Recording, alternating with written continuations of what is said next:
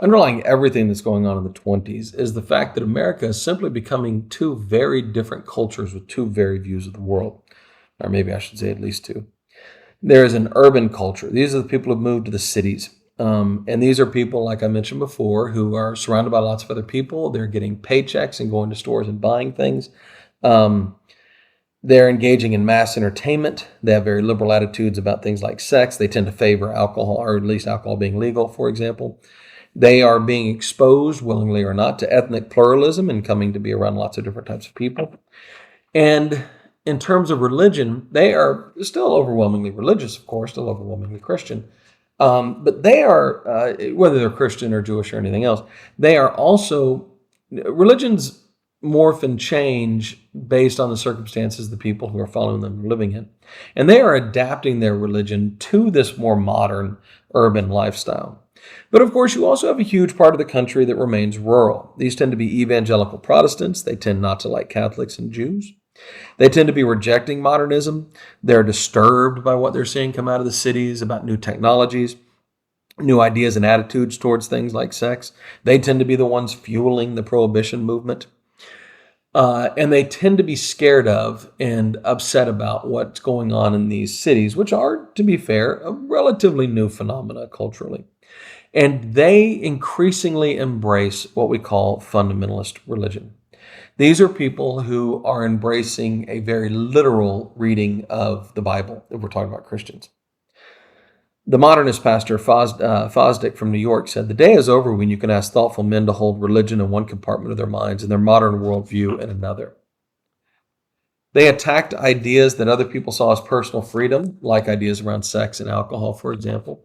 The most famous of the preachers of this movement was the former Major League Baseball outfielder Billy Sunday. Sunday, actually, one of the reasons he quit baseball is because the league started playing on Sunday, and that offended him, being a very religious man.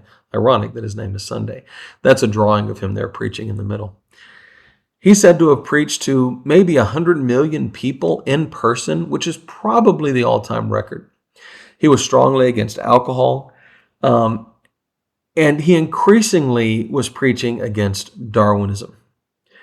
Now, Darwin's theories, which are beginning to be applied to people, as you probably know, as they find different skeletons of former, not necessarily human beings, but various offshoots of Homo sapiens sapiens, our predecessors, there is coming together an idea that mankind evolved. Now, if you're a fundamentalist and you have a literal reading of the Bible and you think man was created in a day, which is what the Bible says, and you interpret that day to be 24 hours long, that rejects Darwinism. And this is increasingly becoming a dividing line. The mainstream media tended to portray fundamentalists as backwoods bigots, but really it was a national movement. And of course, there were fundamentalists everywhere, even in cities. This came to a head and captured the attention of the entire country in 1925 in Bristol, Tennessee. Now, states had begun passing laws banning the teaching of evolution in schools. The ACLU thought this was unconstitutional, saying you can't teach what they consider to be facts in schools. And so the ACLU offered to defend anyone who got arrested for doing this.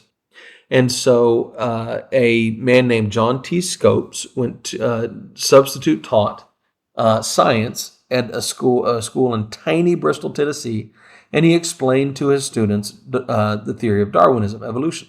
Now, this was a planned event. The ACLU did this on purpose. He was arrested and then put on trial. The fundamentalists claimed to be defenders of the old moral liberty. They still had that very old sense of freedom, going back to the Puritans, of freedom being a freedom from desire.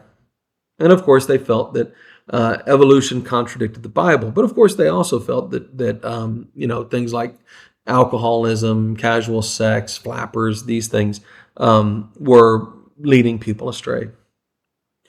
They associated evolution with feminism, socialism, and modern life generally. They said moderns were substituting human judgment for the judgment of God. Moderns feared a theocracy. They pushed for individual thought and expression. Now, this case became an absolutely massive event when the ACLU sent America's most famous lawyer, a man named Clarence Darrow. He was something of a celebrity lawyer, to defend Scopes. Now, William Jennings Bryan, who had run for and failed to win the presidency 3 times, he comes out of the populist movement essentially, is a preacher, and he says he's going to prosecute the case. So this becomes this big giant celebrity trial with these 2 celebrities serving as lawyers on either side.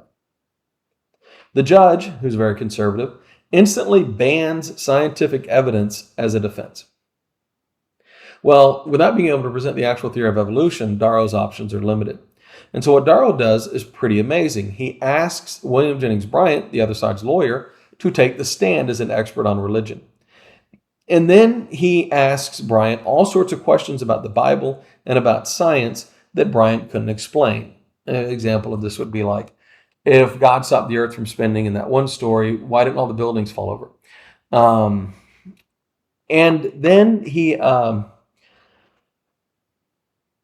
basically attacks the idea that a day meant a day in the Genesis story of the Bible. All this is being broadcast on the radio. There's a really good version of this that was turned into a play called Inherit the Wind, which became a movie in the 50s or maybe 60s, somewhere around that time, that I would recommend. Now, in the end, though, Scopes was found guilty because he clearly did teach evolution. There was never any doubt he was going to be found guilty. And he's fined $100, which William Jennings Bryan, the man who had prosecuted Scopes, to his great credit, pays the $100. Which is a nice gesture, and then unfortunately dies a few days later of a heart attack. The Tennessee Supreme Court throws the case out on a technicality, but the case got so much attention and was broadcast on the radio, it humiliated fundamentalists. And fundamentalists largely go underground for a few decades. We do see the first small wave of private religious schools, aside from Catholic schools in the U.S., and these are schools that people are sending their kids to so they don't have to learn about evolution. But we're still dealing with maybe less than 100 private schools outside of Catholic schools in the whole country at the time. Private schools will come along because of something very different. Now, World War I and the eugenics idea of 100% Americanism lingers on. School and local governments visit homes to Americanize them. The Chicago Tribune said only an agile and determined immigrant could hope to escape the Americanization by at least one of the many processes now being prepared for his special benefit. In 1922, Oregon passes the first Mandatory Education Act requiring students to go to public schools specifically to keep them out of Catholic schools and prevent Bolsheviks, syndicalists, and communists from starting their own schools. Now I want to tell you the story of a movie. Well, when I was 5 years old, in 1977, a movie came out, and it became my whole life in many ways. I just thought it was the greatest thing ever. All I did was play like I was in this movie. It was called Star Wars, and it was really cool. And when I was a little kid, I had all the Star Wars toys, and I would play, and I would be Luke, and my brother would be Han Solo, and the dog would be Chewbacca, and the whole thing. And that's all we did. Now, I want to talk about a much earlier movie that had a similar effect. It was called Birth of a Nation. Birth of a Nation is created by a filmmaker named D.W. Griffith. Now, unfortunately, Birth of a Nation is, if you're studying the history of film, one of the most important movies ever made. Now, this is because it is the movie that really introduces the way movies are shot today in terms of, back in the day, before Birth of a Nation, for the most part, the way films would work is they would set up one camera and just film the whole thing. Many movies were just plays put on with a camera in the back of the room. But Griffith is going to take, a shot of the building of the plantation that they're in, and then cut into a shot of the interior where you can see all the different characters. And then when one character speaks, a shot of their face, and then the other character speaks, a shot of their face. And then one character pulls a gun out, and you see a shot of the gun. And all these shots, which you guys are familiar with because you're making videos on your phones, that language of film is really essentially created by Birth of a Nation. And it was incredibly popular. In fact, it sold more tickets than there were people in the United States. Now, the story of Birth of a Nation comes from Griffith being told about the bad old days of Reconstruction by his racist former Klansman grandfather. Griffith's from South Carolina. And Griffith had been raised being told that, after the Civil War, the black people were in charge and they were barbaric and they persecuted all the white people, which is nonsense, of course. And then the Klan saved everybody. Now, so Griffith made a movie about that. And in the film, you've got these two white families living during Reconstruction, former slave owner, plantation owner families. And they are being oppressed by the black people who are in charge, who are white people painted black who act essentially like animals. It's really disturbing. Very early in the film, you see a young white girl who finds herself on the street alone, and she begins to be chased by a black man. And then she runs and runs and runs. It's a fairly ludicrous chase scene until she gets to a cliff. And as the black man is reaching for her, she throws herself off the cliff and kills herself, heroically committing suicide rather than allowing herself to be touched by a black man. The white men become very upset that their girls are being, attacked in this way. And so they decide to do something about it. And they form the Ku Klux Klan with the hoods and the whole thing and burn crosses and the whole bit. Later in the film, Lillian Gish, another little white girl, is in the same scenario, but it's not one black guy chasing her. It's a whole group of them. And they're really like zombies. I mean, they don't even act like humans. And she runs and runs and runs from them and eventually locks herself in this house. And the black guys are literally breaking through the doors and the windows trying to get to her. It very much is like a scene from Night of the Living Dead or something. And then the Klan rides up in their robes and murder all the black people. And that's it. They're heroes. Now, that film, which was so incredibly popular, had a huge impact in the culture. When I was 5 and saw Star Wars, I went home and played like I was a Jedi. Millions of Americans saw Birth of a Nation and went home and played like they were Klansmen. And the Klan, which was largely gone after the Klan acts in the war on the Klan by the U.S. Army during Reconstruction, is brought back way bigger than it had ever been in that earlier period. Incidentally, Woodrow Wilson, who has a quote at the beginning of the film that you can see there, would have a special screening of the film in the White House. Wilson, of course, is from Virginia, and he would call it history writ with lightning. But this leads to the rebirth of the Ku Klux Klan. The Klan is reborn that year at Stone Mountain, Georgia, which is kind of the holiest site for the Klan. Now Stone Mountain has these Confederate leaders carved into it. It's kind of the Mount Rushmore of the Klan. But it really takes off after those race riots we talked about in 1919. And these Klansmen are overwhelmingly rural and overwhelmingly fundamentalist. And they target immigrants, Jews, feminists, union members, bootleggers, and anybody they perceive as modern, as well as, of course, black people. They claim that they represent pure American values. Now, notice how they're using the word American here. Now, you would think we would use the word American to be inclusionary, to bring us together. But in my experience, when people talk about what's American, they're usually using it in an exclusionary sense. Who to exclude.